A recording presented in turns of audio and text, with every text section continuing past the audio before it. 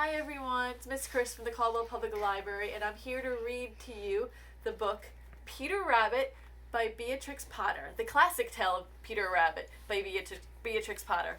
And afterwards, I'm going to show you a couple fun crafts that you can do with paper towel rolls, paper towel rolls, and toilet paper rolls. Some painting, and also a bunny. So let's get started with the story.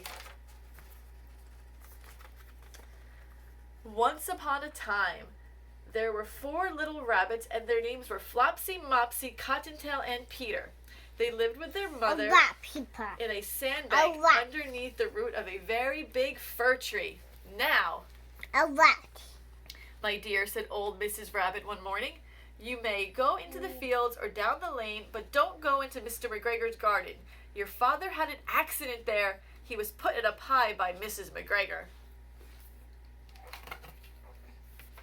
Now run along and don't go get into any mischief. I am going out. Then old Mrs. Rabbit took a basket and her umbrella and went through the woods to the baker's. She bought a loaf of brown bread and 5 currant buns. Flopsy, Mopsy, and Cottontail, who were good little bunnies, went down the lane to gather blackberries. But Peter, who was very naughty, ran straight away to Mr. McGregor's garden and squeezed under the gate.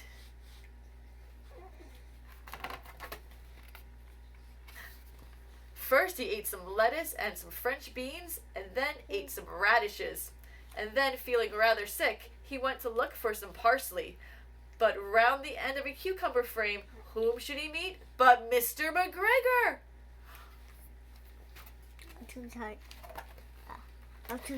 Mr. McGregor was on his hands and knees planting out young cabbages, but he jumped up and ran after Peter, waving a rake and calling out, "Stop, thief!" Peter was most dreadfully frightened. He rushed all over the garden, for he had forgotten the way back to the gate. I'm too tired. I'm too tired. He lost one of his shoes among the cabbages and the other shoe amongst the potatoes. After losing them, he ran on 4 legs and went faster, so that I think he might have gotten away altogether if he had not, unfortunately, run into a gooseberry net and got caught by a large button on his jacket. It was a blue jacket with brass buttons, quite new.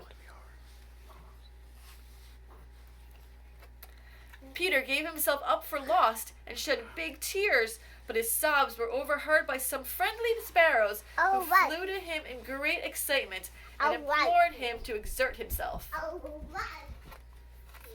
Mr. McGregor came up with a sieve, which he intended to pop upon the top of Peter, but Peter wriggled out just in time, leaving his jacket behind him, and rushed into the tool shed and jumped into a can. It would have been a beautiful thing to hide in if it had not had so much water in it. Mr. McGregor was quite sure that Peter was somewhere in the tool shed, perhaps hidden underneath a flower pot. He began to turn them over carefully, looking under each. Presently Peter sneezed. Kerchoo! Mr. McGregor was after him in no time, and tried to put his foot upon Peter, who jumped out of a window, upsetting 3 plants. The window was too small for Mr. McGregor, and he was tired of running after Peter. He went back to his work.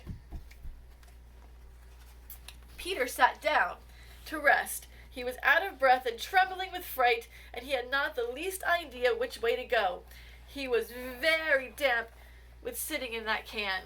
After time, he began to wander. That's Peter. He's running away from the boot. We're going to keep reading it, okay? I think everyone else wants to hear me finish the story. After a time, he began to wander about, going lippity-lippity, not very fast, and looking all around. He found a door in a wall, but it was locked, and there was no room for a fat little rabbit to squeeze underneath. An old mouse was running in and out over the stone doorstep, carrying peas and beans to her family in the wood. Peter asked her the way to the gate, but she had such a large pea in her mouth that she could not answer. She only shook her head at him, and Peter began to cry. There's Peter. See, he's sad. All right. Then he tried to find his way straight across the garden, but he became more and more puzzled. Presently, he came to a pond where Mr. McGregor filled his water cans. A white cat was staring at some goldfish. She sat very, very still, but now and then the tip of her tail twitched as if it were alive. Peter thought it best to go away without speaking to her. He had heard about cats from his cousin, little Benjamin Bunny. He went back toward the tool shed, but suddenly, quite close to him, he heard a noise of a hoe. Scritch, scratch, scratch, scritch. Peter scuttered underneath the bushes, but presently, as nothing happened, he came out and climbed upon a wheelbarrow and peeped over. The first thing he saw was Mr. McGregor hoeing onions. His back was turned toward Peter, and beyond him was the gate. Peter got down very quietly off the wheelbarrow and started running as fast as he could go along a straight walk behind some black currant bushes. Mr. McGregor caught sight of him at the corner, but Peter did not care. He slipped underneath the gate and was safe at last in the wood outside the garden. Mr. McGregor hung up the little jacket and the shoes for a scarecrow to frighten the blackbirds. One more page.